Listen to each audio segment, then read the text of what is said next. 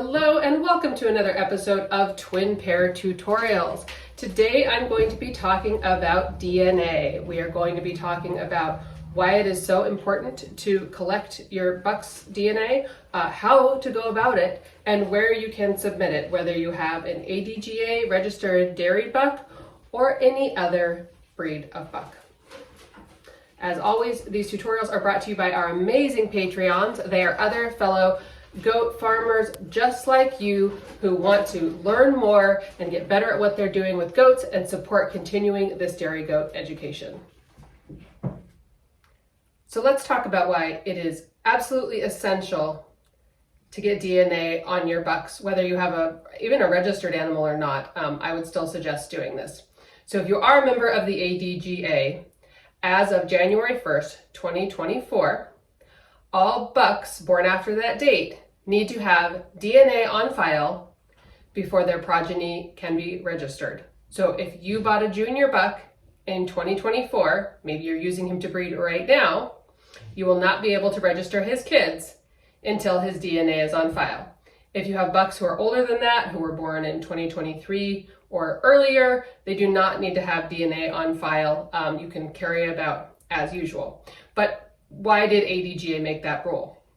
Well, the problem is, let's give an example. Let's say you have a 3-year-old buck, you've been using him for a couple of years, and you decide, oh, I better just get his DNA on file, and then come to find out his parents aren't who you thought they were, and they don't match. That buck of yours may have already produced children and grandchildren, potentially great-grandchildren at that point.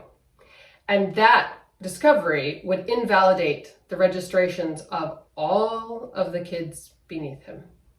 So you could lose generations with one incorrect registration. So how easily could that happen?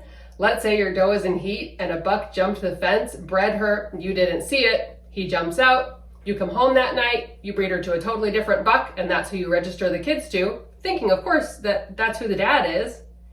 Honest mistake. And now we have ourselves a big can of worms.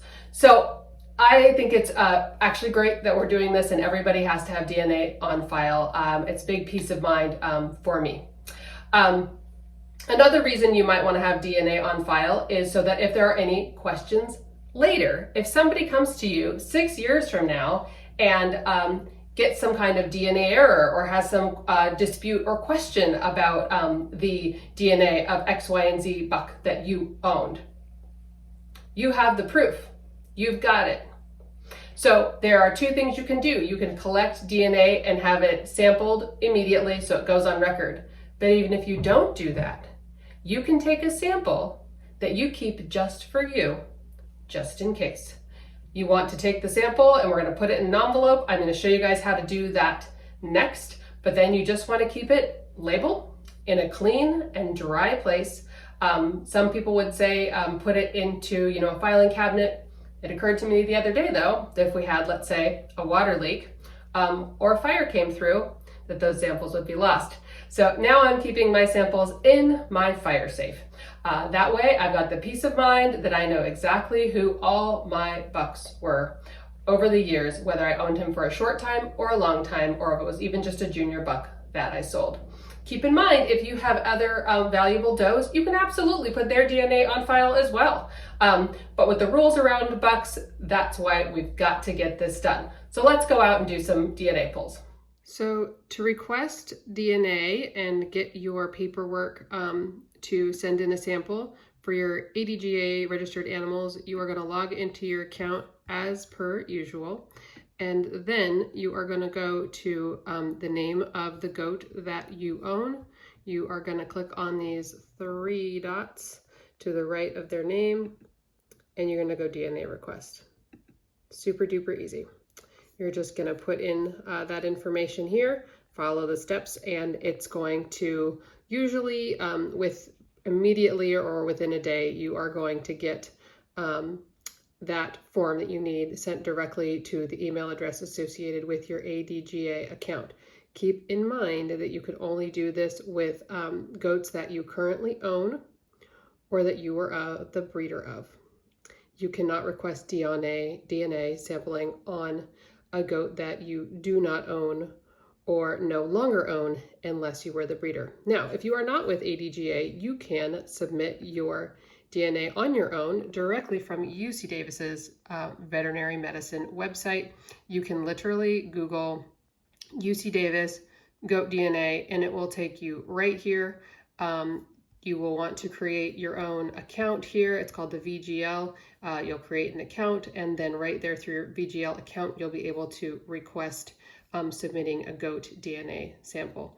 The method is exactly the same in terms of pulling hairs and putting it into an envelope that's labeled with the goat's information. Super easy. So now I've printed out my sheet from ADGA with the DNA request. I've cut this out of that second page with the name of the buck and his tattoos and where it's going to be shipped to. And I also made an extra set of envelopes for myself that I am going to keep a secondary copy of the DNA. So I'm actually going to sample twice for each buck. And you can use pliers. I like to use some really high grade, very, very grippy tweezers when I am going to go out and do my hair pull. You might decide to invest in a pair that's just for your goats because bucks are stinky and gross and you probably don't want to use these again on your face or elsewhere. So we've got our junior buck here. I've also got my envelope that I'm going to put his sample into, and I've got a second envelope that I'm going to keep a sample just for myself. I'm going to be using a nice, really good pair of tweezers. Needle nose pliers also are a good choice. What we're looking for when we're taking a hair DNA sample is you want to get the bulb at the bottom of the hair. You do not want to take scissors and cut the hair. The best places to get good hairs with nice good follicle bulb is right here above the kneecap, right here at the top of the withers, or right here the guard hairs on the back of the leg. Considering that right now we're in rut, a lot of times this front area is going to be too dirty and you want an area that's free of debris and certainly urine to get your hairs.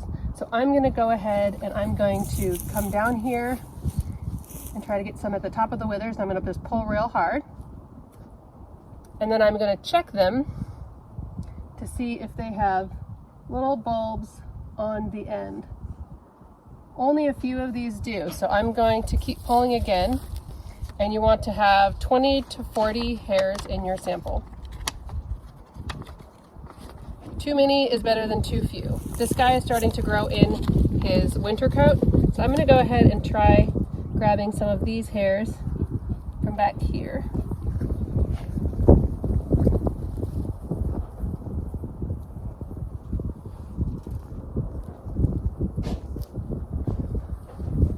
Got a few more there. I'm going to just keep going. Put them in my envelope as I go. A little tricky here because it's a little windy, as it always is here.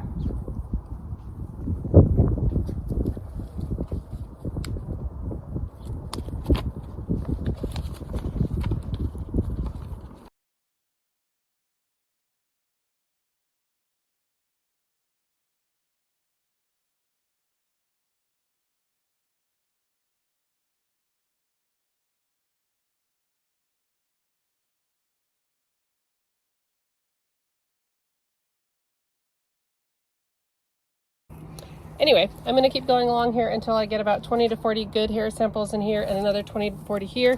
And they recommend either wearing gloves or cleaning off your equipment between goats so that you don't accidentally cross-contaminate hairs. And of course, you only want to use one envelope per goat. Thank you again so much for joining us. I hope you learned a lot and you are no longer intimidated at all by DNA. It is so easy to take and it is so easy to submit and absolutely worth the effort. Even if you aren't submitting it, keep some on record for yourself. Thanks so much for joining us. And again, please consider joining us on Patreon if you'd like to see these tutorials.